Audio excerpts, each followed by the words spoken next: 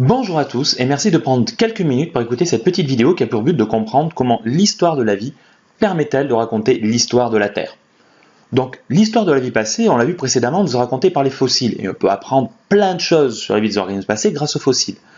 Même ces organismes fossiles, quand on les réintègre dans les classifications actuelles, nous permettent d'un petit peu mieux expliquer les liens de parenté entre espèces. Ça, on l'a déjà vu.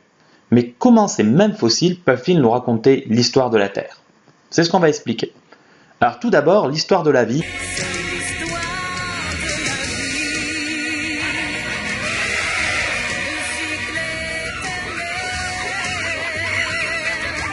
Le cycle éternel. Oui, alors l'éternité c'est très relatif. Si on prend l'exemple des dinosaures, pour eux tout s'est arrêté brutalement il y a 65 millions d'années. Et pas que pour les dinosaures. La plupart des reptiles marins et des ptérosaures, tous ces organismes n'étant pas des dinosaures, ont disparu il y a 65 millions d'années. Pour eux, ça a été game over. Il y a eu une crise majeure de la biodiversité il y a 65 millions d'années. Et ce qu'on va essayer de comprendre dans une première partie, c'est quelles sont ces origines d'une crise. Premier point, un changement climatique. Petit à petit, durant tout le Crétacé, le climat s'est refroidi. Et pour les dinosaures et leur métabolisme, ce n'était pas une bonne chose. Donc, ils ont petit à petit subi ce changement climatique. Deuxième facteur de crise, un volcanisme intensif. Et quand on parle de volcanisme intensif, on parle d'un volcanisme sur plusieurs dizaines de milliers d'années, voire plus. La lave émise par les volcans au Crétacé forme ce qu'on appelle les trappes du Descamps, ici en violet sur la carte. Ça représente la superficie de la métropole recouverte sous 2 km d'épaisseur de lave. C'est monstrueux. Il y a évidemment toutes les substances libérées dans l'atmosphère, tous les dérèglements générés par le volcanisme furent hyper importants.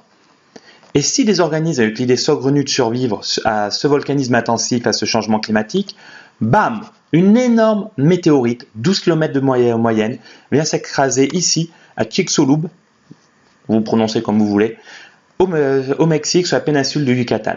Ces trois facteurs, changement climatique, volcanisme intensif et chute météoritique, ont engendré une crise majeure de la biodiversité qui a vu la fin de tous les dinosaures non oiseaux.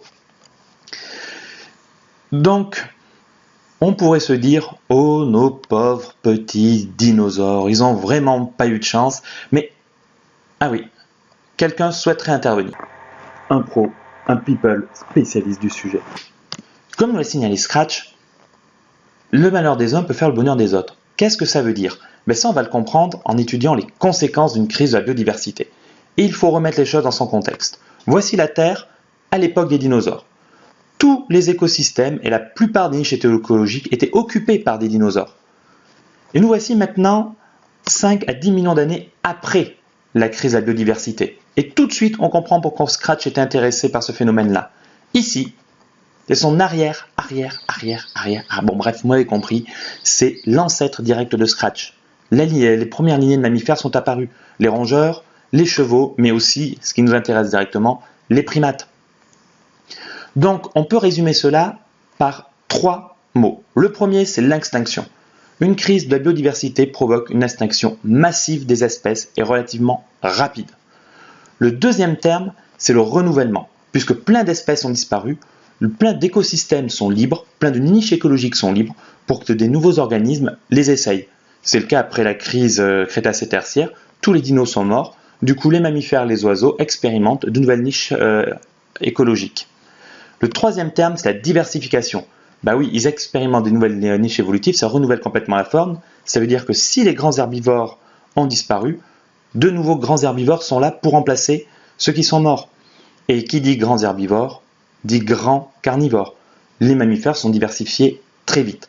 Et pourquoi ce sont les mammifères et les oiseaux qui ont survécu à la crise Crétacé-Tertiaire? Ben, c'est encore la sélection naturelle qui a joué. Typiquement, les dinosaures, c'était des organismes très gros, plusieurs dizaines de tonnes. Et on peut se douter qu'après les événements présentés précédemment, donc la chute d'une météorite, le volcanisme intense et le changement climatique, il n'y avait plus beaucoup de nourriture disponible pour les organismes très gros. Du coup, impossible de se nourrir quand on mangeait 20 tonnes de salade par jour. Par contre, les petits mammifères et les petits oiseaux qui, avec 2 salades et quelques graines survivaient, ont été sélectionnés.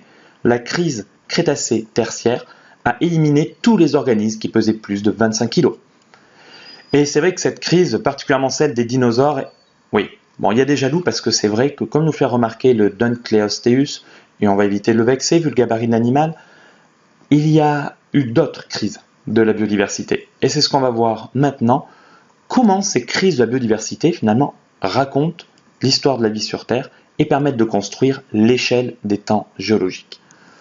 Donc nous venons de parler de cette crise-là, la crise Crétacé-Tertiaire qui a vu la fin des dinosaures.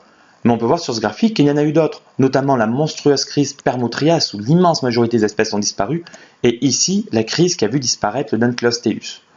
On admet communément qu'il y a eu 5 crises majeures de la biodiversité. 5 crises majeures ne veut pas dire qu'il n'y a pas eu des plus petites crises, comme on peut observer sur ce graphique. Il y a eu quelques crises mineures. Et c'est en étudiant ces crises mineures, ces crises majeures, ce qu'elles nous racontent, que les scientifiques ont établi l'échelle des temps géologiques. Cette échelle des temps géologiques a été construite à partir des fossiles. Donc c'est les fossiles qui permettent de raconter cette histoire de la Terre, de raconter les événements qui sont arrivés à la Terre. Typiquement, ici, un des événements majeurs, 542 millions d'années, les premiers organismes entre guillemets complexes. La vie permet de faire cet échelon-là sur l'échelle. Ensuite, nos 5 crises majeures racontent des événements cataclysmiques sur Terre qui justifient les ères géologiques. S'il s'agit des séparations entre le primaire et le secondaire et le tertiaire par exemple. Ce sont des changements majeurs dans l'histoire de la Terre. Et nos crises mineures racontent d'autres événements traumatiques pour la Terre. Finalement, cette échelle des temps géologiques raconte les événements de la Terre. Chaque échelon démarre par une crise et se termine par une crise et raconte un type d'événement. Voilà, j'espère que cette vidéo a été claire et qu'elle vous a permis de comprendre des choses. Je vous remercie de vos attentions et je vous dis à bientôt. Au revoir.